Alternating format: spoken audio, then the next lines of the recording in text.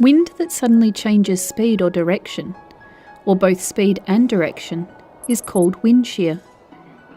Wind shear can occur in any direction, but for convenience, wind shear is considered to be vertical or horizontal.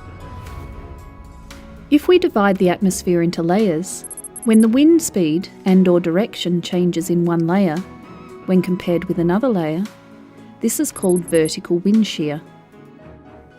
If we consider wind at only one particular altitude, any change in wind speed and/or direction within that altitude is called horizontal wind shear.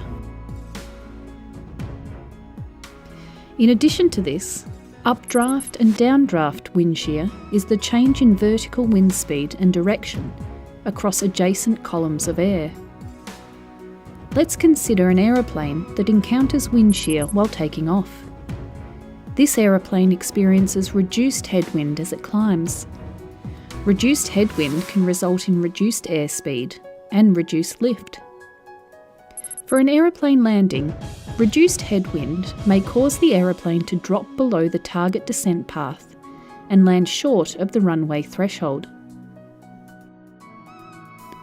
Significant wind shear may be caused by a variety of weather events.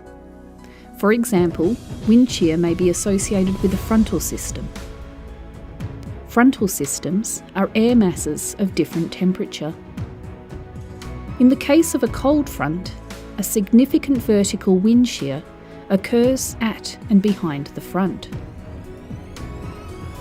Wind shear may be associated with a sea breeze. A sea breeze is a shallow cold front where cooler air above the sea replaces warmer air above the ground. This kind of wind shear occurs predominantly at the surface. Wind shear may be associated with a strong temperature inversion. Overnight cooling creates a temperature inversion above the ground. Surface wind may be calm, but the wind above the inversion may be strong.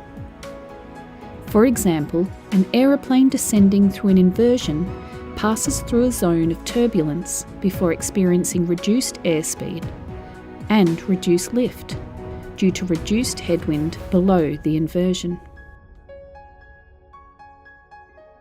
Strong inversions may create low-level jets a few hundred feet above the calm surface wind. The inversion shields the faster wind at the top from ground surface frictional effects that would otherwise slow it down.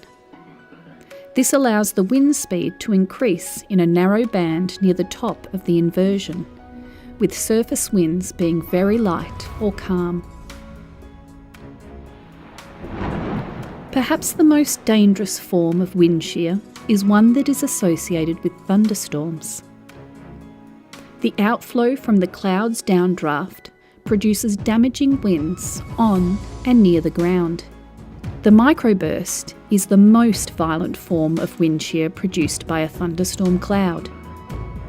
If it occurs near an airport, an aeroplane landing, for example, encounters strong headwinds. It then encounters strong downdrafts, followed by strong tailwinds that may cause the aeroplane to land short of the runway threshold.